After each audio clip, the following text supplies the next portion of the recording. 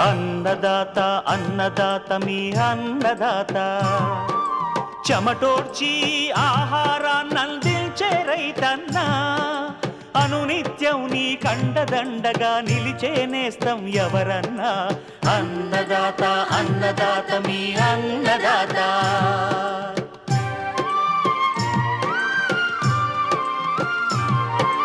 నూతన రీతుల సాగుబడికి, నూరింతలు పెరిగే దిగుబడికి సూచనలిచ్చే సస్య రక్షణకు, పశు పోషణకి శాస్త్ర విజ్ఞానం అందించి ముందుకు నడిపే తెలుగు రైతు భారతదేశానికి మకుటం అయ్యేలా తీర్చిదిద్దే ఆశయంతో మిమ్ము మేలు కొలిపేది అన్నదాత. అన్నదాత అన్నదాత మీ అన్నదాత. అన్నదాత అన్నదాత మీ అన్నదాత. అన్నదాత ప్రేక్షకులకు నమస్కారం. ఈనాటి ముఖ్యాంశాలు: నేలల్లో జీవరాశిని పెంచే పొటాష్, జింకులను కరిగించే జీవన ఎరువులు, జీవన ఎరువుల వాడకంలో గుర్తించాల్సిన అంశాలు, వేసవిలో సాగు చేసిన పప్పు దోసలో సస్యరక్షణ చర్యలు, ఇంకా జై కిసాన్ వ్యవసాయ సమాచారం.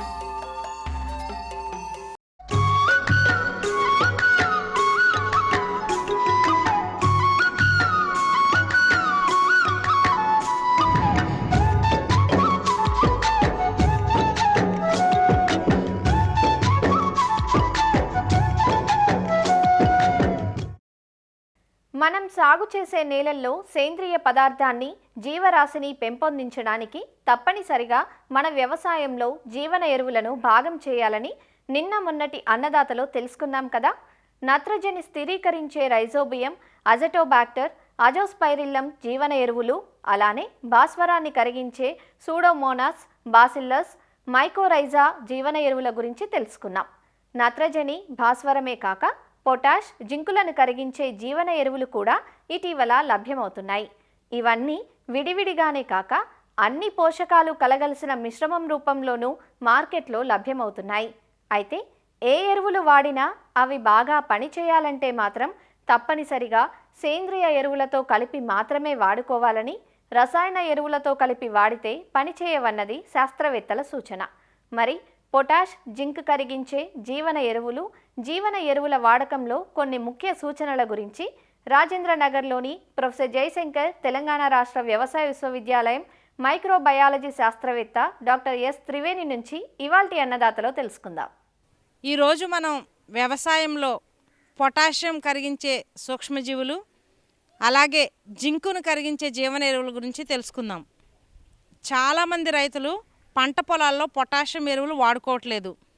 ఒకవేళ వివిధ రకాలైన వాణిజ్య పంటల్లో పొటాషియం ఎరువులు వాడుకున్నప్పటికీ దాని యొక్క లభ్యత 60% మాత్రమే ఉంటుంది. మిగతా 40% భూమిలో నిరుపయోగంగా ఉంటుంది. కాబట్టి రైతు సోదరులు గమనించి ఈ పొటాషియం కరిగించే సూక్ష్మజీవులను మనం వాడుకున్నట్లయితే మన భూమిలో ఉండిపోయే లభ్యత కాని పొటాషియం మొక్కలకు అందించబడుతుంది. మనము పొటాషియం ఎరువులు వాడని ఎడల మొక్క ఆరోగ్యంగా పెరగదు, అలాగే గింజ నాణ్యత కూడా తగ్గిపోతుంది.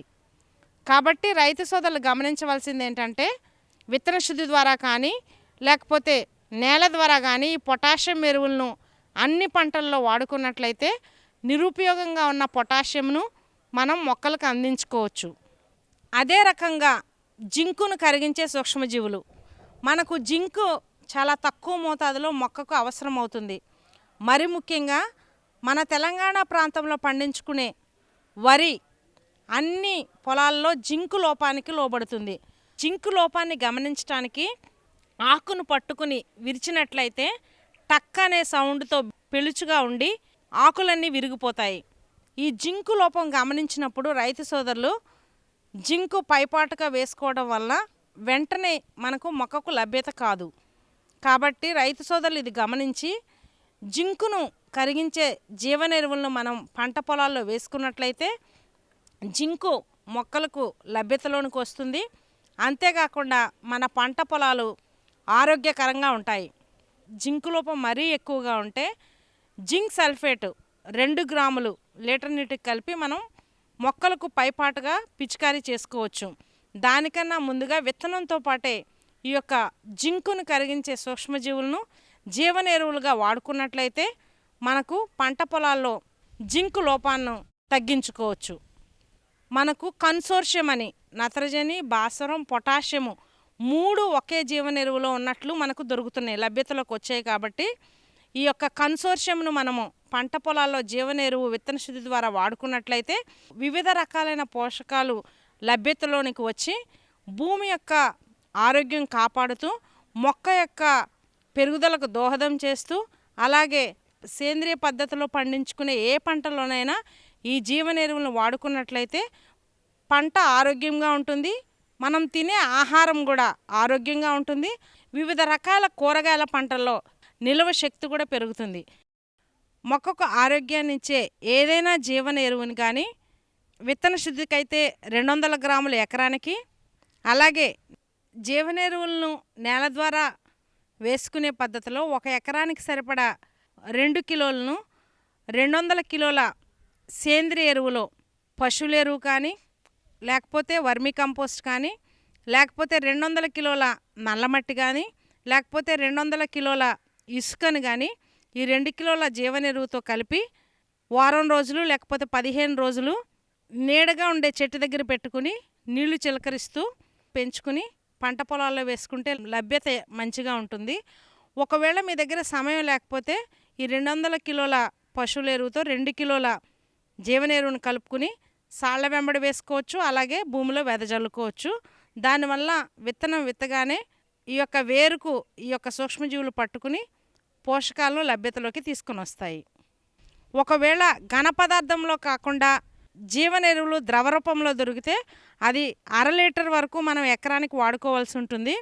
ఒకవేళ మీరు పండ్ల తోటల్లో వాడుకున్నట్లయితే మొక్క ఏజ్ని బట్టి 10 నుంచి 20 సంవత్సరాలు ఉన్న మొక్కకు, మామిడి మొక్కకు కానీ జామ మొక్కకు కానీ ఏమన్నా మొక్కలకు 50 నుంచి 150 గ్రాముల వరకు ఈ జీవన ఎరువును ఒక చెట్టుకు వేసుకుంటే మంచిది.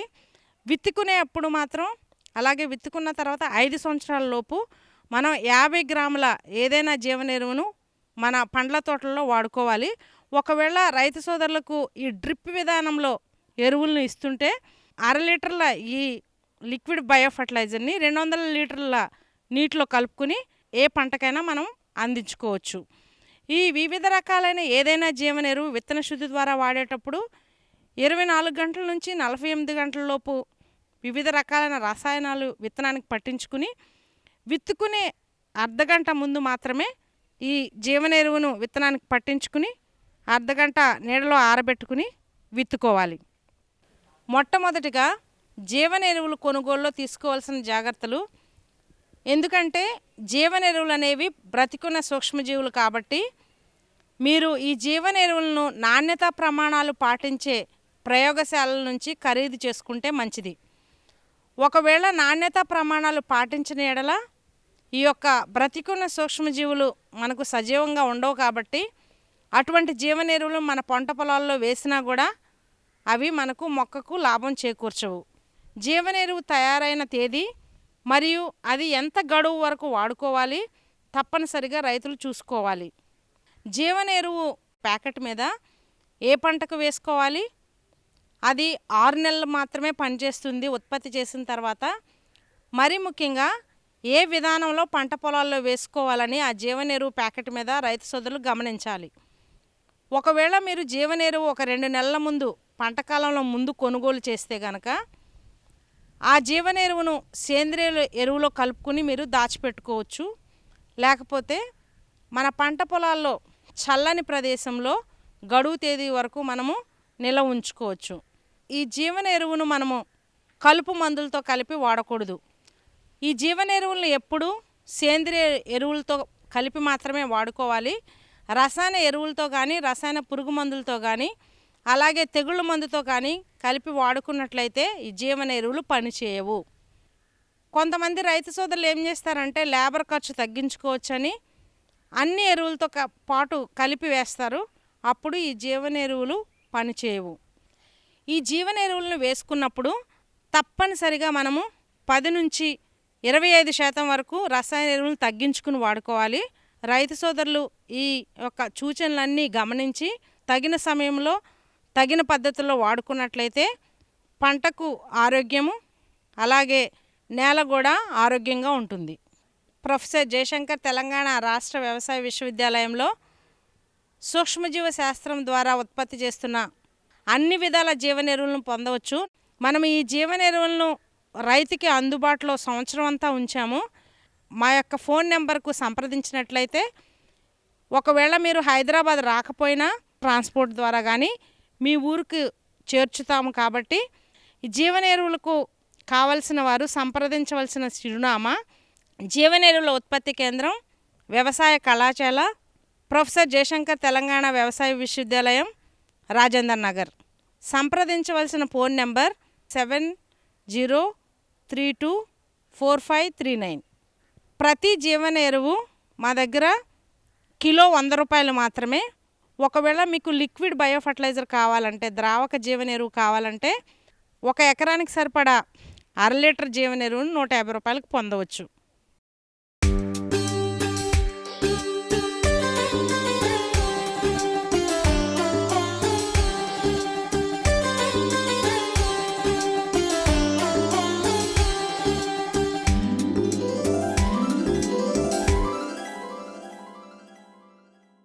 సీజన్తో సంబంధం లేని నిత్యావసరాల్లో ప్రధానమైనవి పాలు, కూరగాయలు. ముఖ్యంగా తీగజాతి కూరగాయలైన బీర, సొర, పొట్ల, దోసలకు వేసవిలో మంచి మార్కెట్ ఉంటుంది. చలువ చేసే ఈ కాయగూరలు వేసవిలో అందివచ్చేలా ఒక ప్రణాళిక ప్రకారం సాగు చేస్తుంటారు రైతులు. అయితే సున్నితంగా ఉండే పప్పుదోస పంట వేసవి కాలంలో ఉండే అధిక వేడిమికి అంతగా తట్టుకోలేక చీడపీడల బారిన పడుతూ ఉంటుంది.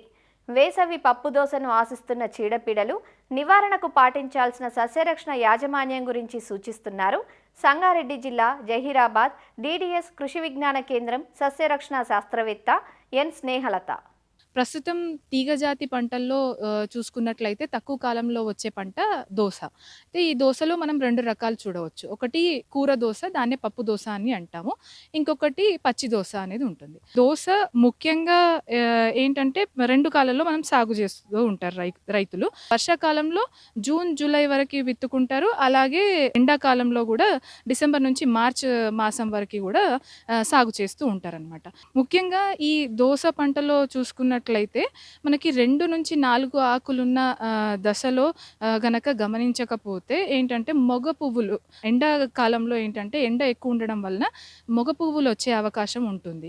కాబట్టి ముందుగానే ఇది గమనించుకొని మనం 2 నుంచి 4 ఆకు ఉన్న దశలో బొరాక్స్ అనేది, తర్వాత మనకి ఇథరిల్ అనేది కూడా ఒక 0.3 గ్రాములు 20 లీటర్లలో కలిపి పిచికారీ చేసుకున్నట్లయితే ఎక్కువ మటుకు ఆడపువ్వులు వచ్చే అవకాశం ఉంటుందన్నమాట. ముఖ్యంగా వీటిల్లో చీడపీడలు చూసుకున్నట్లయితే ఎక్కువ మటుకు మనకి రసం పీల్చుడు పురుగులు వస్తూ ఉంటాయి. అవి ఏంటంటే మనకి పేనుబంక ఒకటి, తెల్లదోమ ఒకటి, తామర పురుగు వస్తూ ఉంటుంది. ఇంకా పండు ఈగ అనేది చాలా ఎక్కువ ఉధృతిలో కూడా వస్తూ ఉంటుంది. తర్వాత దీంట్లోనే మనకి తెగుళ్ళు చూసుకుంటే బూడిద తెగుళ్ళు, బూజు తెగుళ్ళు అనేవి వస్తూ ఉంటాయి అన్నమాట. అయితే ముందుగా మనము రసం పీల్చుడు పురుగులు ఈ 3 ఏవైతే తెల్లదోమ, తర్వాత తామర పురుగు, ఈ పేనుబంక ఉంటుందో ఇవి ఎండ ఎక్కువగా ఉన్నప్పుడు, తేమ శాతం తక్కువగా ఉన్నప్పుడు ఇవి ఎక్కువ వ్యాపించే అవకాశం ఉంటుంది. ఇవన్నీ కూడా ఏంటంటే ఆకుల అడుగు భాగా నుండి రసం పీల్చడం ద్వారా ఆకులు అనేవి పచ్చగా అయిపోయి, ఎండిపోయి, రాలిపోవడం అనేది మనం గమనించవచ్చు. ఒక్కోసారి వీటి ఉద్రిక్తత ఎక్కువ ఉంటే మాత్రం దాదాపు 65 నుంచి 70% నష్టపోయే అవకాశం ఉంటుంది. ఇంకొకటి ఏంటంటే తామర పురుగు వల్ల వైరస్ అనేది ఒక చెట్టు నుంచి ఇంకొక చెట్టుకి వ్యాపించడం వలన వీటిని మొవ్వు తెగులు అని అంటారు. చెట్టు అనేది ఎక్కువగా విస్తీర్ణం కాకపోవడము, ఎదుగుదల అనేది ఆగిపోవడం అనేది గమనించవచ్చు అనమాట. అయితే వీటి నియంత్రణకు మనకి ముందు నుంచే మనం పాటించవలసింది ఏంటంటే 25 నుంచి 30 జిగురా కట్టలు, తెల్లవి, నీలిరంగువి, అట్లనే పచ్చవి, ఇవి అక్కడక్కడ అమర్చుకున్నట్లయితే కొంతవరకు ఈ పురుగు ఉద్రిక్తత తగ్గించుకోవచ్చు. అలాగే జీవ నియంత్రణ పద్ధతులైన బెవేరియా బ్యాసియానా 5 గ్రాములు లీటర్ నీటికి కలిపి పిచికారీ చేసుకోవచ్చు. లేదా వర్టిసిలియం లెకాని కూడా పిచికారీ చేసుకోవచ్చు. ఇంకొకటి ఏంటంటే పురుగు ఉద్రిక్తత గనక ఒకవేళ ఎక్కువగా ఉంటే మాత్రం అప్పుడు ఇమిడాక్లోప్రిడ్ 0.3 ml లేదా అసిటామిప్రిడ్ 0.3 గ్రాములు లీటర్ నీటికి కలిపి పిచికారీ చేసుకున్నట్లయితే సమగ్రవంతంగా ఈ పురుగును మనం నివారించుకోవచ్చు.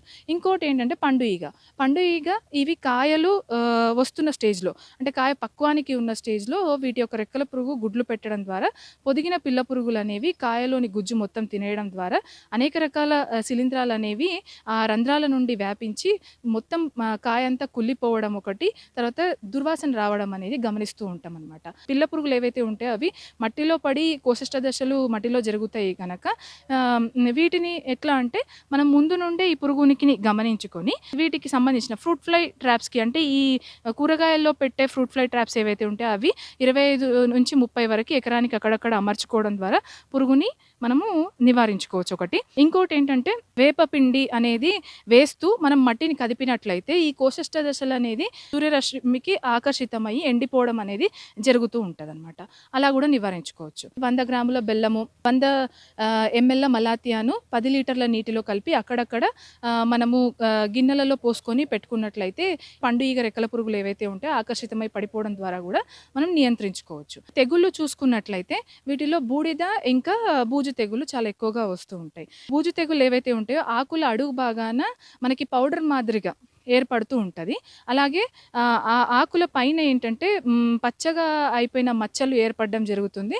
అట్లనే ఇవి మొత్తం అంటే చెట్టు మొత్తం వ్యాపించేసి ఎండిపోవడం అనేది గమనిస్తూ ఉంటాం. అదే బూడిద తెగులు తీసుకున్నట్లయితే అడుగు భాగాన పై భాగాన రెండు వైపులా మనకి పౌడర్ అంటే బూడిదలాగా మచ్చలు ఏర్పడుతూ, అంటే రౌండ్గా మచ్చలు ఏర్పడుతూ ఉంటాయి అన్నమాట. దీని ద్వారా ఏంటంటే ఒక చెట్టు నుంచి ఇంకో చెట్టుకి వర్షం పడినప్పుడు ఇంకెక్కువ ఉద్రిక్తత అవ్వడానికి అవకాశం ఉంటుంది అనమాట. సేంద్రియ పద్ధతులలో పుల్లటి మజ్జిగ అనేది చాలా బాగా పనిచేస్తూ ఉంటుంది వీటికి. 12 లీటర్ల పెరుగు తీసుకొని దాంట్లో ఒక 100 గ్రాముల సొంటి, 50 గ్రాముల ఇంగువ అనేది వేసేసి ఒక వారం పాటు అలా పెట్టాలి. రోజు కలుపుతూ అట్లా పెడుతూ ఉంటే అది పులిసిపోతూ ఉంటుంది అనమాట. తర్వాత దాంట్లో ఒక 10 లీటర్ల జీవామృతం ఉంటే దాంట్లో కలిపేసుకొని 100 లీటర్ల నీటిలో కలిపి పిచికారీ చేసుకున్నట్లయితే ఒక ఎకరానికి ఇది ఒక 2 నుంచి 3 సార్లు పిచికారీ చేసుకున్నట్లయితే సమగ్రవంతంగా దీన్ని నివారించుకోవచ్చు. ఇది ఏలేమో అని అనుకున్నప్పుడు రెడోమిల్ గోల్డ్ అనేది 2 గ్రాములు 1 లీటర్ నీటికి కలిపి పిచికారీ చేసుకున్నట్లయితే తెగుళ్ళని కూడా మనం సమగ్రవంతంగా నివారించుకోవచ్చు అనమాట. ఇలా అంటే పంట వేసినప్పటి నుంచి తీసేంత వరకు మనము కొన్ని సస్యరక్షణ పద్ధతులు అనేవి పాటించినట్లయితే మంచి దిగుబడులు సాధించవచ్చు రైతులు.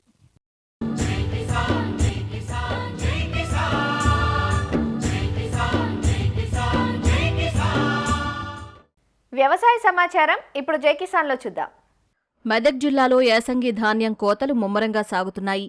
ఇందుకు అనుగుణంగా అధికారులు కొనుగోలు కేంద్రాలు ఏర్పాటు చేశారు. పౌర సరఫరాల శాఖ ఆధ్వర్యంలో ధాన్యం కొనుగోళ్లు జరుగుతున్నాయి. సన్నధాన్యానికి సంబంధించి జిల్లాలో 535 కేంద్రాలు ఏర్పాటయ్యాయని, నిబంధనలకు అనుగుణంగా ధాన్యాన్ని సేకరిస్తున్నట్లు అధికారులు చెబుతున్నారు. కొనుగోలు కేంద్రాల్లో మౌలిక వసతుల కల్పన కొనుగోళ్లకు సంబంధించి పూర్తి వివరాలను మెదక్ జిల్లా పౌర సరఫరాల శాఖ అధికారి జగదీష్ తెలియజేస్తారు. మెదక్ జిల్లాలో యాసంగి ధాన్యం కోతలు ముమ్మరంగా సాగుతున్నాయి. ఇందుకు అనుగుణంగా అధికారులు కొనుగోలు కేంద్రాలు ఏర్పాటు చేశారు. పౌర సరఫరాల శాఖ ఆధ్వర్యంలో ధాన్యం కొనుగోళ్లు జరుగుతున్నాయి. సన్నధాన్యానికి సంబంధించి జిల్లాలో 535 కేంద్రాలు ఏర్పాటయ్యాయని, నిబంధనలకు అనుగుణంగా ధాన్యాన్ని సేకరిస్తున్నట్లు అధికారులు చెబుతున్నారు. కొనుగోలు కేంద్రాల్లో మౌలిక వసతుల కల్పన కొనుగోళ్లకు సంబంధించి పూర్తి వివరాలను మెదక్ జిల్లా పౌర సరఫరాల శాఖ అధికారి జగదీష్ తెలియజేస్తున్నారు. మెదక్ జిల్లాలో అయితే యాసంగికి సంబంధించి వరి కోతలు ప్రారంభం కావడం జరిగింది. ధాన్యాన్ని కొనుగోలు కేంద్రాలకు కూడా రైతులు తరలిస్తా ఉన్నారు. ఈ ధాన్యం కొనుగోలు కేంద్రాల్లో అయితే పరిస్థితి ఎలా ఉంది, వాటిలో మౌలిక వసతులు ఏ విధంగా కల్పించారు అనేటువంటి విషయాన్ని మనము జిల్లా సివిల్ సప్లై అధికారి సామ జగదీష్ మనతో ఉన్నాడు. మరిన్ని వివరాలు ఆయన తెలుసుకునే ప్రయత్నం చేద్దాం. మన మెదక్ జిల్లాలో ఎన్ని ఎకరాల్లో వరి సాగు చేశారు, అయితే ఎన్ని కొనుగోలు కేంద్రాలు ఏర్పాటు చేశారు, ఎంత ధాన్యం వస్తుందో అంచనా వేస్తున్నారు? ఇప్పుడు అగ్రికల్చర్ ఇచ్చిన డేటా ప్రకారంగా మన జిల్లాలో 4,45,000 మెట్రిక్ టన్నుల ధాన్యం గవర్నమెంట్ పీపీసీ సెంటర్లకు వస్తాయి. గవర్నమెంట్ పర్చేజ్ చేస్తుంది. 6 లక్షలు ఉన్నాయి. 6 లక్షల ప్రొడక్షన్ ఉంది. 6 లక్షల ప్రొడక్షన్ లో ప్రైవేటు పర్చేజెస్, రైతులు సొంతానికి సీడ్ కోసం పర్పస్ పెట్టుకోగా మనకి 4,45,000 మెట్రిక్ టన్నులు మనం పర్చేజ్ చేయాలని మనం అంచనా చేసుకొని టార్గెట్ పెట్టుకొని పోతున్నాం. ఇప్పటికీ మనకి 535 సెంటర్లు సన్న అయితే 100, 435 సెంటర్లు దొడ్డు సెంటర్లు మన జిల్లా వ్యాప్తంగా ఏర్పాటు చేయడం జరిగింది. ఎక్కడైతే ప్యాడీ వచ్చి మాయిశ్చర్ వస్తుందో ఇమ్మీడియట్ గా పర్చేజ్ చేయమని చెప్పినాం. రైతుల ప్రాక్టీస్ ఏంటంటే హార్వెస్టర్ నుంచి తెచ్చి సెంటర్ లో పోసి సెంటర్ లో ఎండబెడుతున్నారు. సో ఎవరెవరు ఎట్లయితే మాయిశ్చర్ వస్తుందో అట్లా పర్చేజ్ చేయడం జరుగుతుంది. వాళ్ళకి సీరియల్ నెంబర్ ఇస్తాం. ఆ సీరియల్ నెంబర్ ప్రకారంగా మనం పర్చేజ్ చేయడం జరుగుతుంది. పీపీసీస్ అనేది డిఆర్డిఓ, ఐకేపీ అయితేనేమో డిఆర్డిఓ, ప్యాక్స్ అయితేనేమో డిసిఓ ఆధ్వర్యంలో నడుస్తుంటాయి. ట్రైనింగ్ టైం అప్పుడే వాళ్ళకి చెప్తాము రైతులకు కావాల్సిన ఇన్ఫ్రాస్ట్రక్చర్ అంతా అరేంజ్ చేయమని. ఈ ఇన్ఫ్రాస్ట్రక్చర్ అంటే 2 రకాలు ఉంటుంది. ఒకటి ఏంటంటే షేడ్, ఒకటి వాళ్ళ కూర్చునే అరేంజ్మెంట్, వాటర్ అరేంజ్మెంట్స్, అదొక ఆస్పెక్ట్ ఉంటుంది. ఇంకొక ఆస్పెక్ట్ వచ్చేసి కాంటాలు, moisture meters, tarpaulins, gunny bags, weighing machines ఇవన్నీ కూడా పెట్టుకోవాల్సి ఉంటుంది. ఎప్పుడైతే ఒడ్లు 17% మాయిశ్చర్ వస్తుందో అప్పుడు మాత్రమే మనం కన్సిడర్ చేస్తాం. సో యాక్చువల్ రైతులు బయట కళ్ళంలో ఎండబెట్టుకొని సెంటర్లోకి తీసుకురావాలి. ఇక్కడ ప్రాక్టీస్ ఏంటంటే డైరెక్ట్ పొలం నుంచి డైరెక్ట్ సెంటర్ తీసుకొచ్చి సెంటర్లో డంప్ చేసి వాళ్ళు మనం ఎండబెట్టుకుంటారు. యాక్చువల్గా మాయిశ్చర్ వచ్చినాక ఇమీడియట్ గా మేము సెంటర్లకు చెప్తున్నాం, ఇమీడియట్ గా పర్చేజ్ చేయడం జరుగుతుంది. గన్ని బ్యాగ్స్ వచ్చి మన జిల్లాలో ఇప్పటి వరకు ఈ స్టార్ట్ అయ్యి వారం రోజులు అవుతుంది. వారం రోజులనే మనకు 28 లక్షల గన్ని బ్యాగ్స్ 390 సెంటర్లకు మనం పంపించడం జరిగింది. ఆ గన్ని బ్యాగ్స్ వాళ్ళు సక్రమంగా వాడుకొని ప్యాడీ నింపి మిల్లుకు పంపించి అక్నాలజ్మెంట్ చేసుకోవాలి. లేదు ఏమన్నా షార్టేజ్ వస్తే మాత్రం వాళ్ళ కాడ రికవరీ చేసి వాళ్ళకి ఇచ్చే కమిషన్ నుంచి కట్ చేయడం జరుగుతుంది. 3 లక్షల ధాన్యం పైగా చిలుకు ధాన్యం వస్తుందని చెప్పి మీరు చెప్తా ఉన్నారు. అయితే దానికి సరిపడా అంటే ధాన్యాన్ని తీసుకోవడానికి సరిపడినటువంటి గోడాములు మన మెదక్ జిల్లాలో అందుబాటులో ఉన్నాయి. ఇప్పుడు మనకి మన జిల్లాలో వచ్చి 75 రైస్ మిల్లు ఈ రబీలో పార్టిసిపేట్ చేస్తున్నాయి. వాళ్ళ దగ్గర 3,50,000 వరకు మనం అకామిడేట్ చేయొచ్చు. 1,00,000 టన్నుల ప్యాడీ ఏదైతే ఉందో దానికి ఆల్రెడీ మేము 60 టన్నుల గోడాం మేము ఐడెంటిఫై చేసినాం. కేంద్ర ప్రభుత్వం ఎఫ్సీఐ ఏదైతే ఉందో ఆ ఎఫ్సీఐ 10% తోటి నూకలు ఇవ్వాలని చెప్పి ఒక సీఎంఆర్ ఇవ్వాలని చెప్పి మనకు చెప్తా ఉంది. అయితే దాని వల్ల కూడా ఈ రైస్ మిల్లర్స్ మేము ధాన్యాన్ని దించుకోము అనేటువంటి విషయాన్ని బహిరంగంగా చెప్తారు. అసలు కొన్ని లారీలు దించుకోవడం కూడా లేదు. ఆ దృష్టికి మీద ఏమైనా వచ్చింది? అలాంటిది ఏం ప్రాబ్లం రాలేదండి. 10% అయినా 20% అయినా వాళ్ళకి మిల్లర్స్కి వచ్చే ప్రాబ్లం లేదు. ఎప్పుడైనా ఈ గవర్నమెంట్ ఆఫ్ ఇండియా కానీ స్టేట్ గవర్నమెంట్ కానీ ఇలాంటి గైడ్ లైన్స్ ఇస్తే ఆ గైడ్ లైన్స్ ప్రకారం వాళ్ళు మన వచ్చిన ఓట్లనే బియ్యంగా మార్చి ఇవ్వాల్సి ఉంటుంది. దానివల్ల మిల్లర్స్కి వచ్చే నష్టం ఏం లేదు.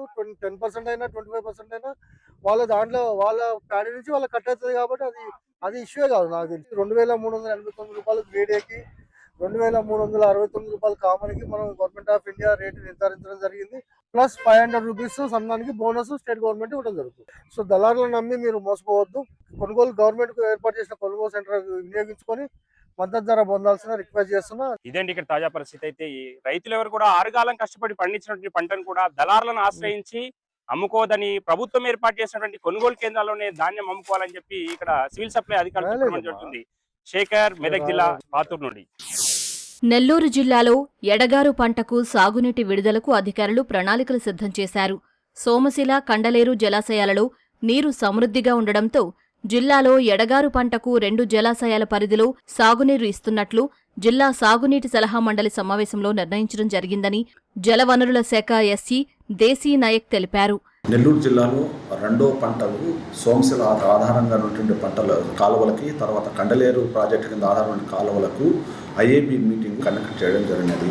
కండలేరు కింద 1,24,000 ఎకరాలు అనగా 13.78 టీఎంసీ గాను, తర్వాత సోమశిల ఆధారంగా ఉన్నటువంటి కాలువలు అనగా ఈ కావలి కెనాల్ కింద 74,000, దక్షిణ కాలువ కింద 20,000, డెల్టా సిస్టమ్ కింద 2,02,000 ఎకరాలు, కనుపూర్ కెనాల్ కింద 27,000 ఎకరాలు, మొత్తము సోమశిల ప్రాజెక్టు కింద 3,23,322 ఎకరములకు గాను 35.98 టీఎంసీలు కేటాయించడం జరిగినది.